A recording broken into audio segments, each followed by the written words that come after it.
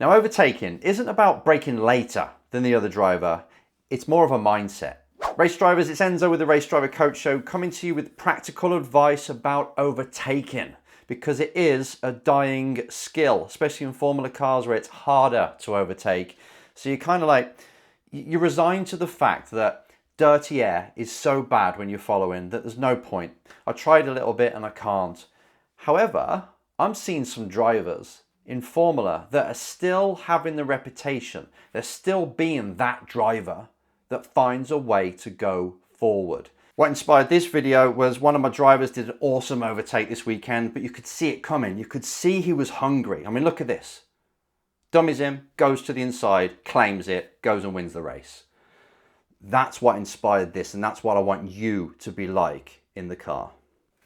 I want you to be known as the driver that pounces, that never settles, because that, for me, is one of the top qualities that I look for. And I know that driver programs do as well. Manufacturers, if they see somebody who looks a bit active on the track, never settling, always hungry to go forward, and you can tell by the body language of the car on the outside, you can't help but like that driver. You want to back them and you want them to do well.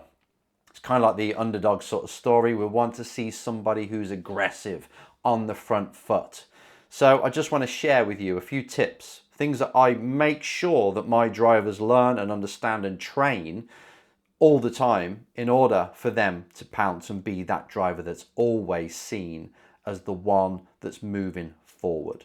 I'm going to share with you some tips. Here's the first one, your self-talk and your intention. Average drivers think, I'll wait. I don't think that gap is big enough.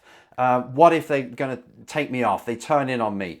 That's the kind of driver that will hesitate when they're coming up towards another driver, and it's all about the split-second thinking. When you even sniff a gap or see a driver just about to move and that you think that a gap is coming, you feel it. It's none of this negotiation of what could happen and maybe I can do it next lap or overthinking the situation. A good overtaker is instinctive. They set moves up 3 corners away. They're thinking like a chess player, and then they pounce as soon as they really realize that something's just about to happen. They fill the gap. And you can see they're really good on opening laps. So they're the kind of drivers that start in, say, 10th, wherever they're starting from. And you know, by the time they come around again, they're going to be in 6th, or they're going to have made some moves that put them at least a position ahead. In some championships, that's difficult. In F1, it's really hard.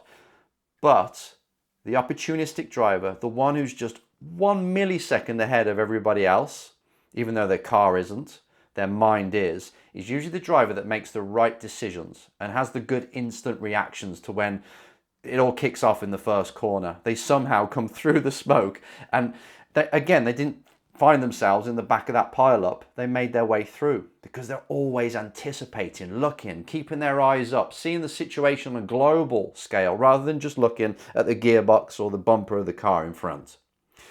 So my first piece of advice is be that driver. Take a step back a little bit when you're in the car, see the situation wider and look for opportunities. Where your eyes are looking is where you're going to go. So make sure you're looking at the right things. That's the intention part. That's where you intend to go. And the self-talk part of it, that's basically what you're saying to yourself all the time. If you're coming up towards a car, you can have a rule like I did, and I'm not going to be behind this car for more than 1 lap. I'm going to come up with a solution. That makes you think a bit earlier, before you've quite caught them up, and you're starting to gather information of where they're weak, where they're strong, what you can do, come up with a plan. But I would say also that the self-talk is really important of you telling the mind what it's about to do, your expectations. The second thing I want to say is own space in their head. I want you to own real estate in their mind. They can see you there in the mirror. This is exactly why I had that yellow helmet that's up there, I think you can see, and on that photo there behind me, this one. So even though I was probably not miles away, but way back, they could see that helmet come in and it'd be like, oh, Enzo's coming again. I just know he's really going to end up in a crash or he's going to get past. That was because I was in a hurry and I knew that I just had to get on with things. I was not interested in looking people's gearbox, smelling their fumes all day. I was there to win. And my car looked like it from the outside, and my actions really portrayed that as well. So when I was on the warm-up lap, I'd be in the mirrors all the time, just saying like, this is where I'm going to go for you, dickhead. This is where I'm actually going to put a move on you. And I was just filling their mind with me. So it's basically distracting them. It's making them think of you instead of looking at the road ahead. And honestly, the amount of times I used to come up to drivers, no matter what level it was, and I'd just be there and they'd make an error and I'd just drive past. I didn't have to do anything over an amount of time because, number 3, I built a reputation. I built a reputation of being that douchebag that would just send it on the inside no matter what, and having some clashes that were not necessary. But in the long run, it worked. And I'm just saying this because I'm not saying this is the best way and the only way, but it's the kind of way I teach. And it does mean that drivers do end up in accidents now and then, avoidable ones. But if you want to be known and you want to make sure that you are a good overtaker, that's kind of the tightrope that you've got to walk on, right? It's better being that way, as long as you're safe and you're not reckless and hurting people and hurting yourself. It's better to be that way than somebody who hesitates, double thinks, doesn't take the move, and they're the ones that get pounced on. It's like a fight, right? They say, whoever wants it more is going to win. It's very similar for when you're in the car. Just be practical about it, but get in their head and build that reputation over time that you are feared. When you're behind, you're making them nervous.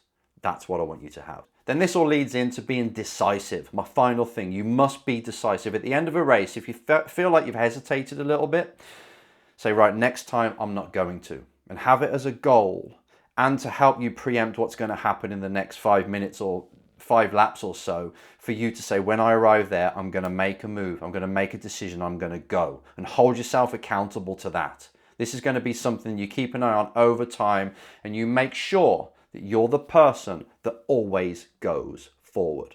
Take this on in life as well. All this is relevant, not just in the car. You be on the front foot. You make sure that you're the driver with the mindset and the person with the mindset who goes forward. Short video this week. Take it on, train it, and go.